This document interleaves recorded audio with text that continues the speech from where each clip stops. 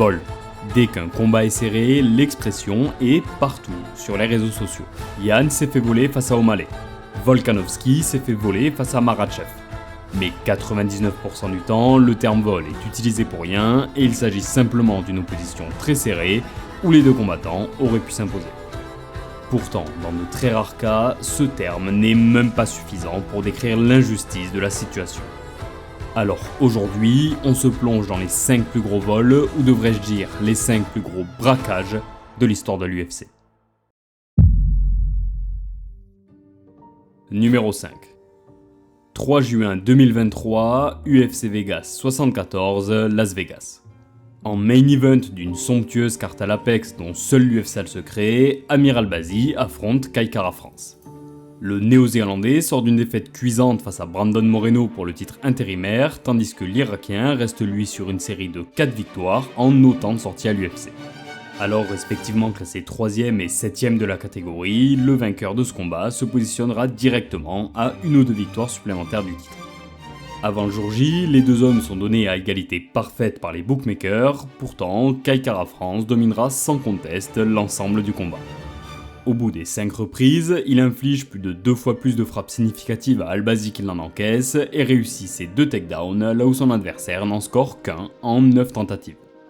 Et même dans le round où il est amené au sol et y est contrôlé 3 minutes 30, c'est bien lui qui est le plus actif avec 3 fois plus de coups significatifs envoyés.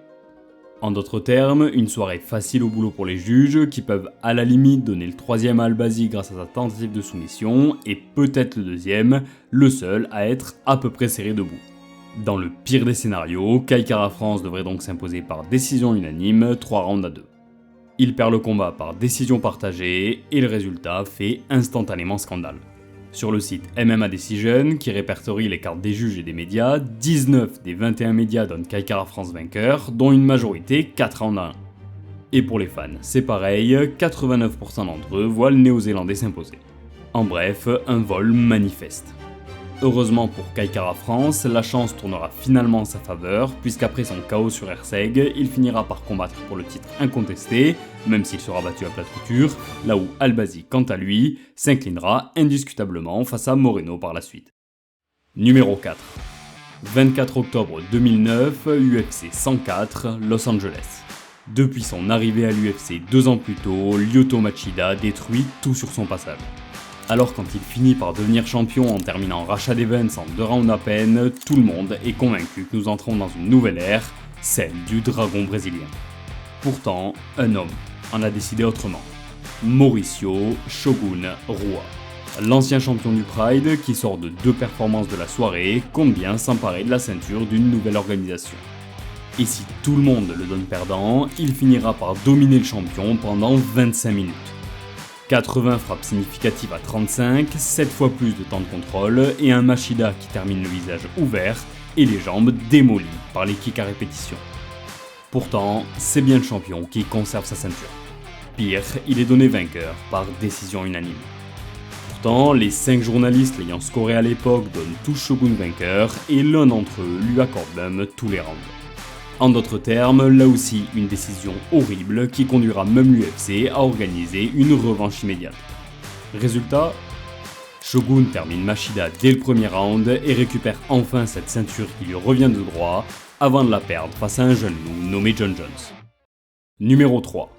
Pour beaucoup de fans aujourd'hui, Georges St-Pierre est le meilleur combattant à avoir jamais foulé le sol d'un octogone. Rush a conclu sa carrière avec un palmarès de 26 victoires pour 2 maigres défaites qu'il a toutes deux vengées par la suite. Mais si, en réalité, il y en avait une 3ème. 16 novembre 2013, UFC 167, Las Vegas. Pour sa 10ème défense de titre, rien que ça, St-Pierre est opposé à l'américain Johnny Hendricks. À cette époque, Big Rig est tout simplement effrayant. Une seule défaite en 15 combats et une série de 6 victoires consécutives face à des grands noms dont la moitié sont soldés par un KO dans les 2 premières minutes.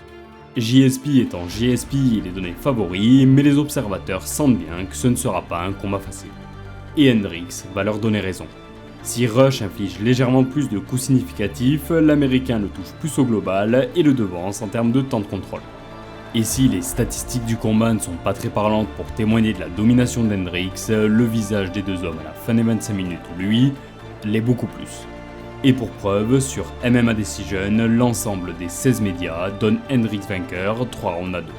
Mais malgré ça, c'est bel et bien le champion qui conserve sa ceinture, par décision partagée toutefois. Si ce résultat peut sembler moins choquant en apparence que les deux précédents dans la liste, son impact, lui, est tout autre. Non seulement la ceinture était en jeu, mais avec ça, l'héritage d'un des plus grands que le sport ait connu. Numéro 2. Bien qu'à la deuxième place, voici sans doute le plus gros vol de l'histoire de l'UFC. 16 décembre 2023, UFC 282, Las Vegas. À cette période, Paddy de Buddy Pimblett est LA star qui monte à l'UFC. Après une belle carrière au Cage Warrior où il obtiendra la ceinture des 66 kg face à un certain Johnny Frachet, l'anglais reconnu pour sa chevelure particulière et son approche pour le moins originale de la gestion du poids intègre l'UFC. En moins d'1 an, il signe 3 victoires par finalisation, empoche autant de bonus de performance de la soirée et se positionne déjà comme un des futurs visages médiatiques du sport. Et ça, l'UFC l'a bien compris. Il est positionné en carte principale dès son premier combat, et pour celui qui nous intéresse aujourd'hui, et même en co-main event d'un événement numéroté, alors même qu'il n'est pas encore classé dans sa catégorie. Face à lui, l'américain Jared Gordon. Sur le papier, Flash est là pour servir de victime sacrificielle à la hype de l'anglais. Il est 7 ans plus âgé, a déjà 5 défaites et en 7-4 à l'UFC, un palmarès pile assez solide pour permettre à Pimblett de s'imposer tout en continuant à progresser dans le classement. Mais rien ne va se passer comme prévu. Sur les 3 rounds, les deux hommes finissent presque à égalité en nombre de frappes, mais Gordon touche nettement plus fort. Et là où Paddy est habituellement celui qui domine dans les échanges au sol, cette fois c'est son adversaire qui a le dessus. Sur MMA Decision, seul un journaliste sur les 24 votants voit Paddy s'imposer et 11 d'entre eux considèrent même que Gordon remporte les 3 rounds. Côté fan, même constat, 90% d'entre eux voient Gordon et près de 50% avec les 3 reprises. Pourtant, c'est bien l'anglais qui s'impose. Plus honteux encore, il remporte la victoire par décision unanime. S'il existe bien une occurrence où on peut douter de l'objectivité des juges, c'est celle-ci. Mais au vu du jugement du main event qui suivra, le plus probable reste visiblement de mettre ça sur le dos de l'incompétence. Numéro 1. Le voici. Le vol. Le braquage. La décision polémique par excellence. Going into the last round, I had 3-1. My kids are terrorizing me that the fix is in and how can this happen, Dad won that fight. 8 février 2020, UFC 247, Houston. Parler de vol en MMA sur les réseaux sociaux et c'est ce combat qui apparaîtra en premier. Pour son 14e combat pour le titre à l'UFC, Bones fait face à Dominick Reyes. Le Devastator est alors invaincu en 12 combats professionnels, dont 6 à l'UFC. Mais pour les bookmakers, peu importe, Jon Jones est déjà considéré par beaucoup comme le meilleur de tous les temps, et il est logiquement donné très largement favori. Pour autant, depuis quelques années, le champion est en perte de vitesse et se contente de prestations moyennes, assurant simplement la victoire. Pour lui, Reyes est juste un nouveau venu de plus à écraser. Pour ce dernier, en revanche, c'est le combat de sa vie. Et cette différence d'approche va vite se faire ressentir. Le challenger démarre sur les chapeaux de roue et ne laisse pas Jones s'installer. Par son agressivité et son volume, il domine les premiers rounds. Toutefois, il ralentit dans les rounds de championnat, lui qui n'avait jusque-là jamais connu le 4e round, et Bones en profite et par son expérience reprend le contrôle dans les 10 minutes restantes. Sur le papier, le combat est clair. Les 3 premières reprises sont pour le challenger, les 2 dernières pour le champion. En d'autres termes, pour la première fois de sa carrière, Jones est battu et il s'apprête à perdre sa ceinture, son statut d'invincibilité et une partie de son héritage. Mais les juges en ont décidé autrement. Non seulement c'est Jones qui s'impose, mais en plus à la décision unanime, et surtout 4 rounds à 1 pour un des juges. Cette décision, aussi scandaleuse soit-elle, n'est sans doute pas objectivement pire que la précédente. Toutefois, à l'image de JSP Hendricks plus tôt, par l'impact historique qu'elle aurait pu avoir, difficile de ne pas la mettre à la première place. Ce soir-là, les juges ont changé de destin. Après cette victoire, Jones prendra une retraite de plusieurs années avant de monter dans la catégorie supérieure et nombreux furent ceux qui lui reprochèrent alors de fuir la revanche avec Reyes. Quant à ce dernier, sans doute très affecté par ce mauvais jugement qui aurait pu changer le cours de sa vie, il perdra ses 3 combats suivants, revenant presque à la case départ. Et même si aujourd'hui Dominique Reyes est en passe de revenir dans la course au titre, nul doute que son parcours aurait été drastiquement différent si les juges avaient fait leur travail. Non, les combats à l'UFC ne sont pas truqués.